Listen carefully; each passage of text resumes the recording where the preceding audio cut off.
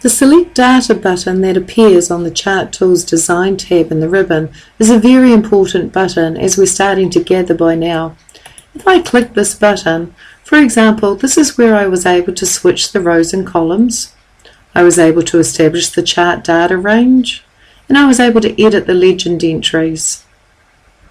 The other thing that you can actually use the Select Data for is to actually change the order of the series in your chart. If I decide that 2012 should be the first entry in the legend, I'll click 2012 and I'll use this button to move it up. If I click it twice, I'll eventually move 2012 to the top. And now this is the green bar that I see in the chart background, and this is the first entry in my legend. 2011 should really appear underneath 2012, so I'm going to click on the year 2011 on the left list, and I'm going to move this up also with just one click. This enables me to rearrange the entries that appear in my legend, and I can click OK.